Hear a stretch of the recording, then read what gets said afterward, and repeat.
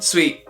So, Mitch, Yes. let's talk about relationship. Let's talk about it.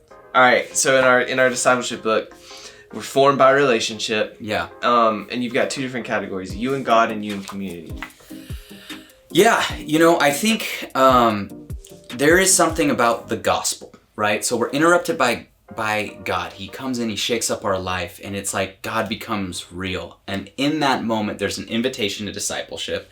And we've already talked about that the good news, this admittance to sin in our life, and this surrendering and giving the allegiance to Jesus, who through his life, death, and resurrection has paid the penalty for our sins and given us an opportunity to receive new life, right? His death means that we, in him, have died to sin. His new life, resurrection, means that now we have new life. And Romans says there's no condemnation in him, meaning that we get to walk free of condemnation and walk as a disciple and be formed by this new story, this story of God's redemptive plan for all of humanity, and then specifically for us, and that we're formed through practices, that there's a new way to live that is counterculture,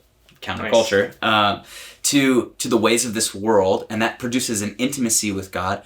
And that one of the things that we also receive is that we are restored into rightful relationship with God. We are restored into intimacy with God. All of a sudden, the fog of life dissipates, and we get to walk with God, and we get to actually have intimacy with him. And what I mean by that, I think sometimes we can throw around words like intimacy, and all the guys in the group are like, what? And the girls are like, ah, but we don't really ever define it. And so we just are like, I'm intimate with the Lord. It's like, what does that really mean? It means that you're fully known, that you know him, and that you make space to actually engage relationally. Yeah. The places that the places that are the most intimate are the places in your life where you're fully known, where you're fully seen, where you make yourself known, and that you receive that person. And so we get to have intimacy with God. We get to make space for him. We get to hear his voice, and we get to walk in obedience to that. And that's great. I think that's first and foremost the best thing that we can have. I think a full life, a beautiful life, a vibrant life, all comes from walking in intimacy with God. I think, when we talk about why am I a Christian, it's because I get to walk intimately with the one that created me. And then I think there's something else that we receive. We also receive a restoration into relationship in community. Yeah. In the early church, saying yes, giving your allegiance to Jesus really meant losing your entire communal identity, including your family. So when the Bible says brothers and sisters, or refers to the church as a family, that's actually significant. That's just not some sort of Southern cliche like, hey man, I got you, brother. Yeah. Like that's not what it's doing there. Yeah. It's not some word that's just thrown around carelessly. It's because the Christian community actually became family. It became a corporate identity. You became associated with the people that you were pursuing God with. And so part of what we have to reclaim in our walk with Jesus as disciples and being formed into his image is we actually have to reclaim that my allegiance to Jesus is also an allegiance to the family of God, that we actually become brothers and sisters in the faith.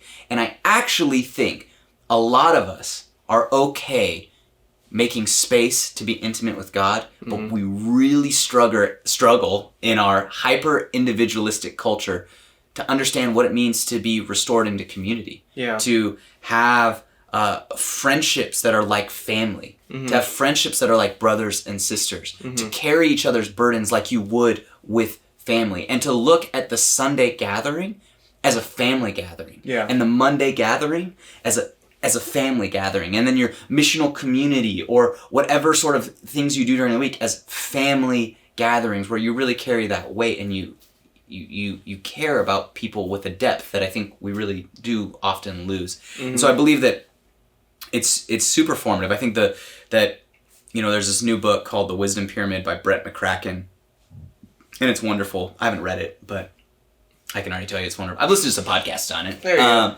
It's on my reading list. But he has this basically like a food pyramid of how to have wisdom in today's information-soaked world. And the Bible is the most primary form of nutrition, and then it goes up into the church. And that the Bible, being this library of books written by people to people, but really inspired by the Word of God, and it's God's redemptive plan for all of human history in one cohesive story, per se, is interpreted by the church. So God's plan is to give revelatory word that then is stewarded and interpreted and lived out in the church. So to say, I'm just going to do this me and myself, was never God's plan. And yet that's kind of how we engage in our Christian faith. So I think being formed by relationship means being formed by your relationship with God, and choosing to be counterculturally formed by your relationship with people. Yeah, that's good. So I wanted to hit on a couple of things. One, let's talk about intimacy. Yeah. There's something I think that it was probably you, or maybe it was Pastor Phil or somebody that's just like the depth of your vulnerability is like the depth of your intimacy. Yeah, the extent of your honesty determines the depth of your intimacy. Yeah. And so this idea of like, so this I guess falls under both categories, really. Intimacy does, but I think intimacy with the Lord and intimacy with like other people is always spurned on by one, honesty with yourself, but then in that like a vulnerability. Totally. And so, what, like, I think a practical question is like, what's it look like to just be vulnerable with God? Well, we talk about this in the School of Spiritual Disciplines in confession and in the practice of confession. But I think the reality is that God already knows. And that's what makes it actually safe to confess, right? And you don't have to hide anything. In fact, hiding something's foolish to someone that already knows. Yeah. So it's safe to confess to the Lord. And I think that what it looks like to be vulnerable, right? I think there's 3 key words. Maybe I might add another bonus one. Okay. Honesty. Yeah. Authenticity. Vulnerability. And then let's go with trust. Those are, maybe I'll add 4. Okay. Honesty, authenticity, vulnerability, and trust is what kind of, for me, off the top of my head, encompasses this idea of relationship with God, and really relationship with people, but we'll go into that in a sec. Yeah. Honesty is I'm going to take responsibility of reflecting on my life and going, who am I? Right? Because like we talked about in narrative, it's being honest with your story. Who are you really? What are you really doing with your life? Yeah. What is really happening?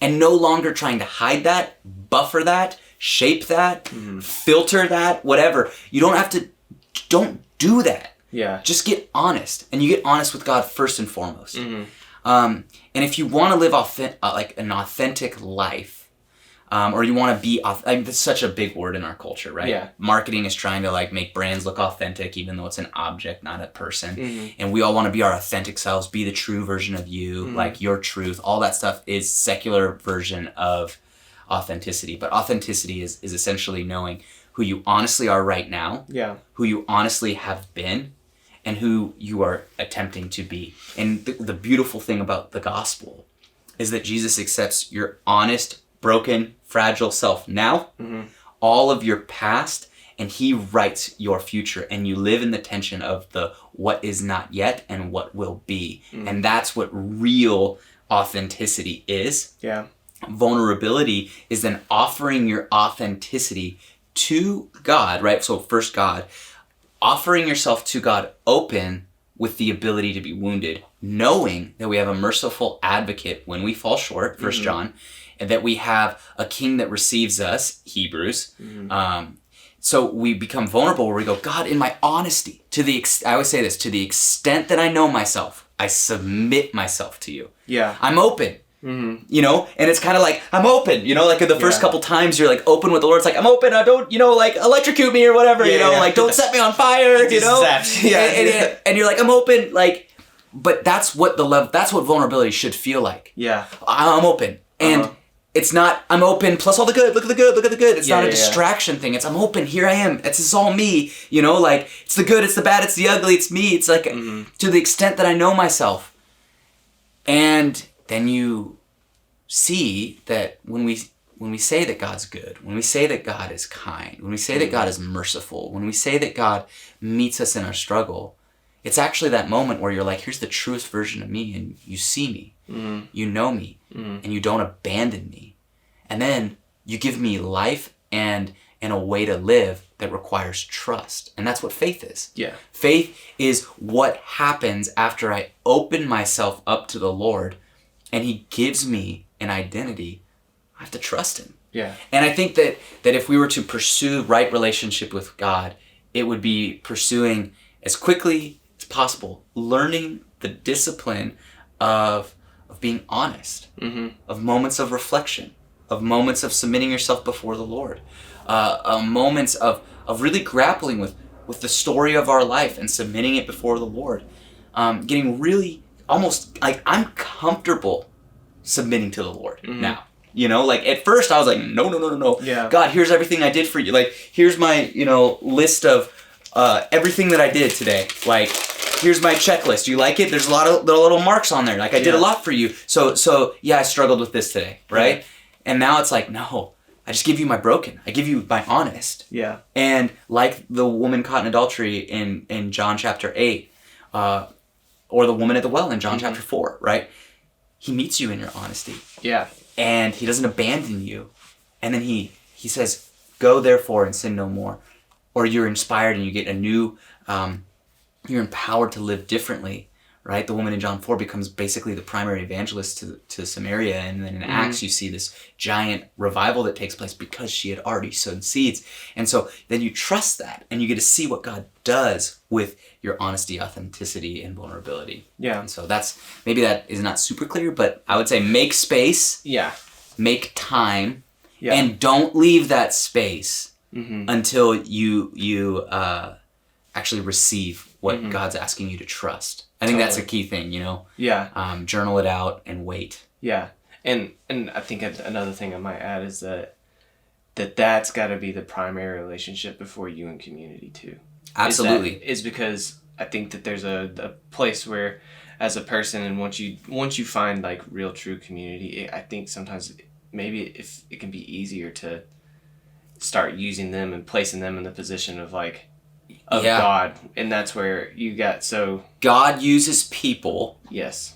And his grace is demonstrated through. We're both married. Yes. So, like when I confess to my wife, there is a level of grace that she gives me that shows me the character of God. Yeah. And it's wonderful. Mm-hmm. But my source of grace is not my wife. Totally. And I think what we do is we invert it. Yeah. I think the other thing, when it comes to being restored into community is like your honesty can sometimes be like venting. Like we say the thing, I'm just being honest. Yeah. And it's like you can be the biggest jerk in the world and then be like, I'm just being honest. And, I have to tell you the truth, you're a total turd, and it's that's not, that's just being a jerk and covering it up. Yeah. But I have this rule in my life that before I vent to someone else, I'm going to vent to God and get convicted on whether or not my heart's right. Yeah. I'm so frustrated, and it's like, okay, do that to God before you do that to your best friend. Yeah. And when you do that, it protects you. And I think that it's not necessarily a seasonal thing. Like, I just got to get alone with God before I get with community. I think it's actually like a practical, learn how to do this in your day. Yeah. Like, it's not, you don't have to remove yourself from community, and you definitely don't have to remove yourself from God for a season. I think that's ridiculous. But what you need to learn how to do is have rhythms in this. I'm restored to both. Yeah. Right? I'm restored to both. Right? Because remember the greatest commandment, right? Love the Lord with all your heart, mind, and soul. Love your neighbor as yourself. Yeah. The whole Jesus creed, basically the summary of Jesus's mission on earth is God and others. What is the greatest commandment? God and others. How do you fulfill the Great Commission? Well, you love God and you love others, and it's simultaneous. Yeah. And so we just have to learn in our culture how to actually engage with God and then engage with other people. Yeah. Engage with God, engage with other people, and then also not find your identity in other people. Absolutely, versus like finding your identity in God or right. And a right relationship with God establishes identity. Yeah. And then a right relationship with community expresses identity. Yeah. So if you have to find yourself in the community that you're with, you're wrong. Yeah. They will let you down. Yeah. If you find yourself in God and express yourself in community, that's how you do it. And you get validated by God, not validated by community. Yeah. And in our culture, we're validated by our identity that we make up, being accepted, liked, and affirmed. Yeah. Via social media or just whatever group you're in high school or whatever. Like, it's like I wake up in the morning, I say this about myself, and it gets validated by people accepting me. Yeah. I don't need to do that. I think that's fraught. That's going to fail you in life. I wake up in the morning, I look in the mirror, I see who God tells me that I am, and I don't need anyone else's verification. I don't need a blue check on my like Twitter which I don't have. Like, I don't need that to be validated. Yeah. Right? I'm invited to live who God called me to be, and the invitation is my validation of that identity. And then I get to express that and bless the people around me by me being the true version of me in Christ, not my best attempt at what is truth. Yeah. Okay. So, real quick, we can kind of close on this, but you and community. Yeah. So, I think like you said, you hit on, we live in a very individualistic culture that it's very about self. It's about you. What do you think are a couple of, I don't know, shifts or thought patterns that could shift in our mind to help better you into like actually wanting to dive into community and, you know, that type of thing? Yeah. You know, I think there's so much, and this is usually something that like I would walk with people for a while in, right? But I think just off the top of my head, I would say, you know, get out a piece of paper and write down the people you spend the most time with. I think there's a lot of wise leaders that have said, show me your friends and I'll show you your future. Yeah. And we talked about this in some other conversation, but like, you know, show me your friends, I'll show you your future. Show me your friends and I'll show you what you really believe. Yeah. You know? And what do your friends know about you, right? So, I mean, it's like, who are you most open with? And sometimes what we find out when I do this with people is the people you spend the most time around know the least about you. And that's not necessarily wrong. Sometimes there's seasonal like reality to that. But it's about priority in your life, right? I don't believe in balance. I believe in order. So it's like, I know that like for you're one of my best friends. And so it's like, I have a handful of guys in my life that know everything about me, that know what I'm doing, and that check in on me regularly. And I prioritize those relationships in my life. I also have friends that don't know that much about me, that we spend a good amount of time with, but they don't know the deepest desires, the mission that's on my life, which we'll talk about next week. But like, they don't know that. They don't want to carry that with me. They're just friends. Yeah. And the thing is that I spend time with them. Yeah. You know, and then there's people that it's like I just encounter throughout the day, right? It's like there's people you run with and there's people you run towards. Like and you just find yourself engaging with people. The first, I guess, would just say this. People should be a part of your life. Yes. You just need I don't care how introverted you are. I don't care how COVID protocol you are. People need to be a part of your life. Yeah. You know, like they do. Yeah. It seems like Jesus made it a pretty big deal. Love God, love people. People aren't a part of your life. You're missing something. Yeah. Second is, it doesn't mean you need to have 1 million people in your life. Yeah. Right? Any sociologist would say that there's a capacity that you have. So then let's say, based on sociological research, you can have 16 people in your life. Max. Like, with a depth of relationship. Yeah, with a depth of yeah. So let's say you have that. You know, I think it's like 100, after 150 or so, you really drop off on ability to have like a relational network. So all you Insta-famous people, you don't have a relationship with anybody? Yeah. I'm just kidding. I'm just kidding. Sorry. I'm tired, Jacob. Yeah, I guess. I'm confessing to you. No, but like we have a capacity. So what I always do is like get out a piece of paper, get your journal out, write out the names of the people that you are the closest with, and then begin to prioritize spending time with those people. Yeah. And begin spending actually intentional time with those people. So if you're closest friends, right, like me and you, it's like, it's one thing to go watch a movie with you. It's another thing to go to the gym and actually talk about how we're actually doing in our life. Yeah. Right? Where it's like, hey, there's 2 hours we need to talk about. I got to talk to you about this. I got to confess with you. I want to run with you. I want you to know me. I want you to know what God's saying to me, and I want you to hold me accountable to these things. Yeah. And so I would say identify the reality of your network. Yeah. See if your network actually represents who you want to be in your life. Mm-hmm. And I mean, you know what? For any of the youth kids that are like, I don't really know if I want to be a Christian, this is stupid. Fine. Still, show me your friends. Yeah. And tell me if they're going to help you get to where you want to be. Yeah. Because they probably aren't. Yeah. In fact, they're probably as confused as you. And if all your friends are as confused as you, you're not going anywhere. Good luck staying there till you're 35 years old and you're struggling. That's a little bit harsh, but that's the truth. Like, own your life. Yeah.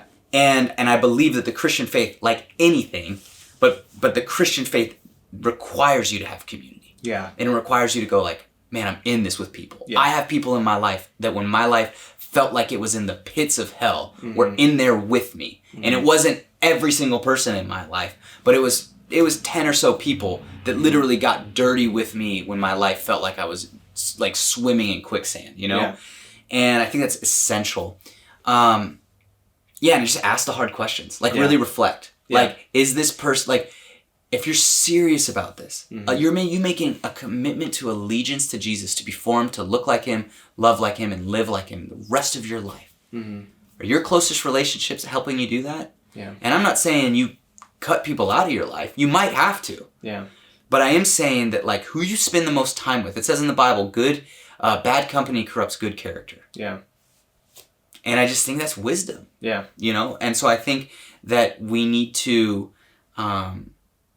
steward that. Yeah. And prioritize community and understand within your community how you prioritize that community. This is why I am an advocate for church, why small groups, missional communities, people that are in your age, in your grade, like, get with people, walk with people, don't do this alone. Yeah. And get a handful of people. And if you don't have it, pray for it. If you don't have it, email Pastor Jacob. Yeah. Because this is something that as pastors, or email me, like, we want to get you in community because you cannot do this on your own. You can't. So if you're struggling with that, or if you're afraid and you want to work through that, we want this is part of our responsibility as a pastor to help you facilitate that. Yeah. So, couple closing remarks, like intentionality. Yeah. Intentionality in our intimacy, intentionality in your community. Yeah. That this sometimes I feel like we go through and it's like, oh, it's just relationship with you and God, and relationship with your friends, like, and you can brush over that and make it easy, but there is like a depth of like, I'm gonna actually be intentional about how deep I go with people, and like just being as vulnerable as I can is where I'm at. But then also, like, there's the same thing with God that like if you and I will say this, that if you're not being like vulnerable and like intimate with the Lord, then I guarantee, and you think you're doing it with your friends, you're not.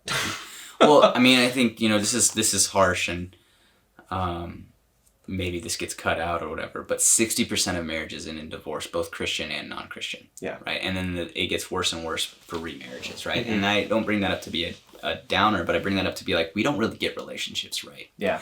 So if you're using conventional wisdom on your relationship with the Lord, or conventional wisdom in your relationship with people, it has a failure rate that is higher than a success rate. And I think we have to reclaim a biblically literate definition of relationship, so that we can have a relationship that works, that is solid, that is settled, and that is formative, rather than trying to just pick and choose what, like dating God, like you would date someone that you swiped right for. Yeah. This is so much more significant than this, and we just got to get better at it. Yeah, absolutely. Well, sweet. Thanks, brother. Thanks, brother. Thanks, brother. That's how we should end every